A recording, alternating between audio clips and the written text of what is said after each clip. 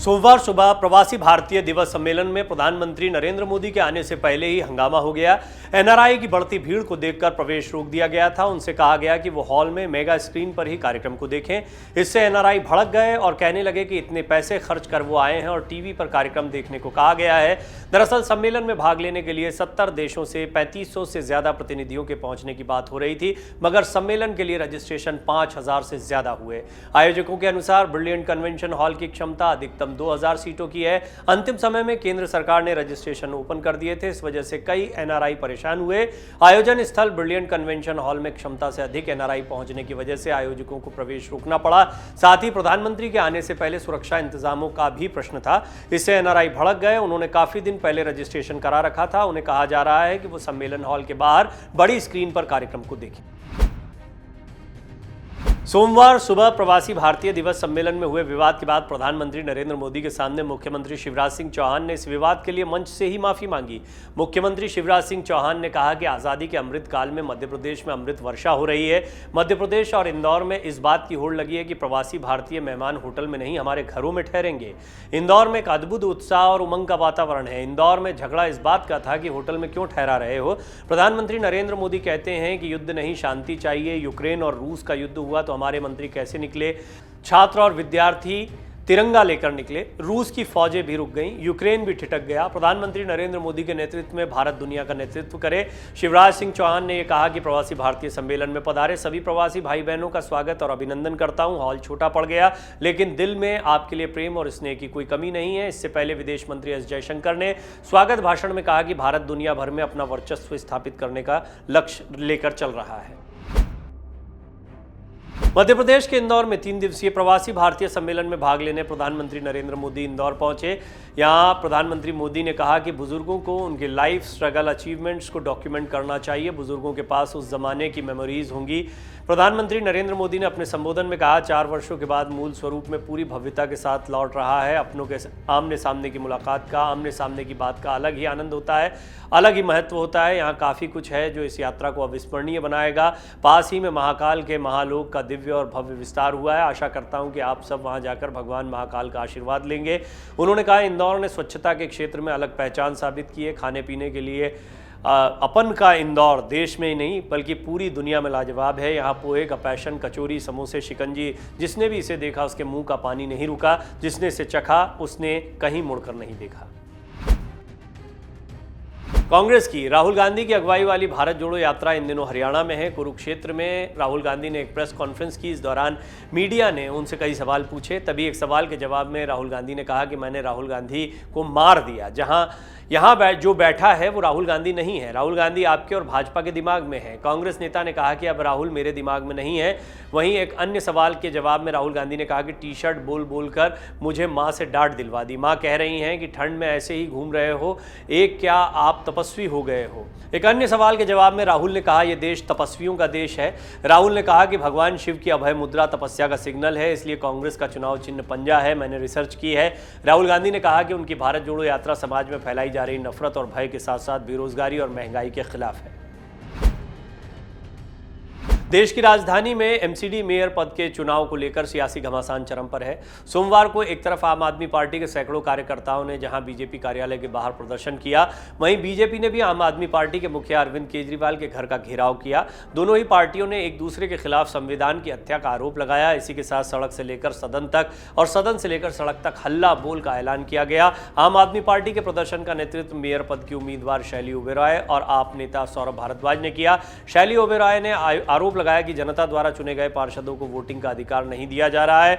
दिल्ली के एलजी नगर निगम के सदन में जबरन बीजेपी को थोपने का प्रयास कर रहे हैं। उन्होंने कहा कि एलजी की जिम्मेदारी संविधान की रक्षा की है, लेकिन उन्होंने अपने संवैधानिक दायित्वों को ताक पर रखकर न केवल प्रोटेम स्पीकर नियुक्त कर दिया बल्कि मनमाने तरीके से पार्षद भी मनोनीत कर लिए। उन्होंने कहा कि जब तक एलजी अपने अवैध नोटिफिकेशन को वापस नहीं लेते, आम आदमी पार्टी का विरोध प्रदर्शन जारी रहेगा।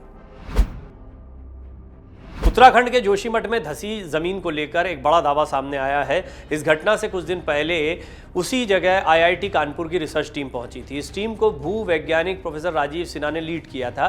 टीम ने इस दौरान एक अहम सर्वे किया था। प्रोफेसर राजीव ने साफ कहा कि फिलहाल जोशीमठ को दोबारा बसाने की बात कहना खतरे से खाली नहीं है। अभी ये बिल्कुल भी रहने के लायक नहीं है। जोशीमठ में भू धसाव के मामले दिसंबर से ही आने शुरू हो गए थे। पिछले महीने क्षेत्र में कई जगहों पर भू धसाव की घटनाएं आई थी। शहर के मनोहर बाग वार्ड, गांधी वार्ड और सिंधार वार्ड में लोगों ने घरों में दरार आने की बात पहले ही कही थी। नगर क्षेत्र में भू धसाव से मकानों के साथ कृषि भूमि के भी प्रभावित होने की घटनाएं सामने आई हैं। यहां खेतों में बड़ी बड़ी दरारें पड़ गई हैं और कई जगहों पर तो खेतों की दरारें 1 फीट तक चौड़ी हो गई हैं। इन घटनाओं के बाद प्रशासन भी हरकत में आया और चमोली जिला प्रशासन की ओर से संयुक्त टीम गठित की गई है। टीम ने 2 दिनों तक नगर में भू धसाव से प्रभावित मकानों के सर्वे किए। दिल्ली के कंजावला कांड में कार की चपेट में आकर जान गंवाने वाली अंजलि की मौत के मामले में नया मोड़ आ गया है। अंजलि के घर में चोरी का मामला सामने आया। अंजलि के परिजनों ने मामले की चश्मदीद और पुलिस पर साजिश का आरोप लगाया है। परिवार के मुताबिक चोरों ने ताला तोड़कर LCD टीवी चोरी कर ली और बर्तन भी चुरा लिए। पुलिस अभी आरोपों को वेरीफाई कर रही है। जानकारी के अनुसार दिल्ली के कंजावला मामले में कथित तौर पर करण विहार स्थित अंजलि के घर में चोरी की वारदात हुई है। रात में अंजलि के घर पर कोई नहीं था। एक पड़ोसी ने देखा कि घर के बाहर लगा बल्ब बंद है और घर का दरवाजा खुला है। इस पर पड़ोसी ने अंजलि के परिजनों को चोरी की वारदात की जानकारी दी। परिजनों ने कहा कि पड़ोसियों ने चोरी के बारे में बताया था। घर से सामान गायब है। ये निधि की साजिश है। परिजनों का आरोप है कि वो पकड़े जाने के डर से अपना सामान हमारे घर में रखवाना चाह रही है। पुलिस 8 दिन से हर जगह थी, लेकिन कल ही क्यों नहीं थी।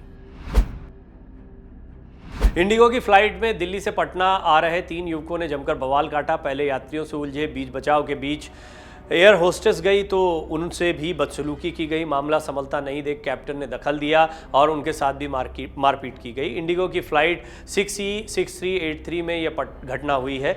रोहित कुमार, नीतीश कुमार और पिंटू कुमार ये गुंडई करते समय खुद को एक राजनीतिक दल के राष्ट्रीय अध्यक्ष का खास आदमी बता रहे थे। खुद को नेता और एक राजनीतिक दल के राष्ट्रीय अध्यक्ष से जुड़ा बता रहे रोहित कुमार और नीतीश कुमार को पटना एयरपोर्ट पर केंद्रीय औद्योगिक सुरक्षा बल यानी CISF ने पकड़कर एयरपोर्ट थाने के हवाले कर दिया, जबकि पिंटू कुमार अफरा तफरी की स्थिति बनाकर फरार हो गया। एयरपोर्ट के CISF कमांडेंट AK झा ने बताया कि रविवार की रात फ्लाइट में हंगामा करने वाले यात्रियों की जानकारी जब तक आई तब तक यात्री निकलने लगे थे। विमानन कंपनी की ओर से ग्राउंड स्टाफ को मार्क कर बताया गया होता कि ये 3 यात्री हैं तो पिंटू कुमार भाग नहीं पाता। दिल्ली NCR घने कोहरे की गिरफ्त में है। कोहरे की चादर देर रात से ही फैली हुई है। साथ ही ठंडक भी लगातार बढ़ती जा रही है। दिल्ली के कई इलाकों में कोहरे के कारण दृश्यता बेहद कम है। रिज और धौला कुआं इलाकों में दृश्यता इतनी कम है कि वाहन चलाना दूभर हो रहा है। घने कोहरे के कारण दिल्ली एयरपोर्ट आने वाली कुल 5 फ्लाइटें जयपुर डाइवर्ट की गई। वहीं घने कोहरे के कारण उत्तर रेलवे क्षेत्र में 29 ट्रेनें लेट से चल रही हैं। भीषण कोहरे और ठंड के कारण उड़ानें प्रभावित हुई हैं। दिल्ली हवाई अड्डे पर यात्रियों का कहना है कि हवाई अड्डे पर दृश्यता बहुत कम है और यहां का मौसम बहुत ठंडा है। अंतर्राष्ट्रीय हवाई अड्डे पर विजिबिलिटी कम होने के कारण शारजाह से दिल्ली आने वाली एयर इंडिया एक्सप्रेस की एक फ्लाइट को जयपुर डाइवर्ट कर दिया गया। खराब मौसम की वजह से करीब 15 फ्लाइटें लेट हुई हैं।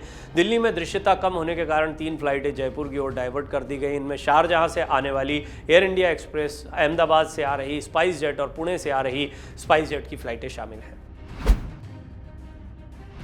कानपुर में 1 जनवरी से 8 जनवरी तक 108 रोगियों की मौत हार्ट अटैक से हुई है। कार्डियोलॉजी प्रबंधन ने जो आंकड़ा जारी किया है उसके अनुसार 51 रोगियों की मौत अस्पताल में इलाज के दौरान हुई। मरने वालों में सबसे ज़्यादा 25 लोग 60 वर्ष से अधिक आयु वर्ग के हैं। इसके बाद 12 मौतें 51 से 60 वर्ष आयु वर्ग वालों की है। इसके अलावा जनवरी में अब तक कार्डियोलॉजी में 57 रोगी ब्रॉड डेड लाए गए हैं। कार्डियोलॉजी के निदेशक प्रोफेसर विनय कृष्णा ने बताया कि ब्रॉड डेड आने वाले रोगियों का पर्चा नहीं बनता, इससे उनकी आयु पता समेत कोई ब्यौरा दर्ज नहीं होता है। डॉक्टरों का कहना है कि ठंड बढ़ रही है, ब्लड प्रेशर के रोगी एहतियात बरतें, बाहर मफलर से कान बांध कर निकलें, दस्ताने पहने। प्रोफेसर विनय कृष्णा ने एहतियात बरतने के लिए लोगों को जूते मोजे पहनकर बाहर निकलने, तला भुना और गरिष्ठ भोजन न करने, शराब, धूम्रपान और दूसरे नशीले पदार्थों से दूर रहने के साथ ही रात को ब्लोअर चलाकर न सोने और कमरा बंद करके सोने के सुझाव दिए। डाउनलोड करें अमर उजाला ऐप और पाएं खबरें लगातार। अगर आप ये वीडियो YouTube पर देख रहे हैं तो हमारे चैनल को सब्सक्राइब करें और बेल आइकन को दबाना ना भूलें। अगर आप Facebook पर ये वीडियो देख रहे हैं तो हमारे पेज को लाइक करें।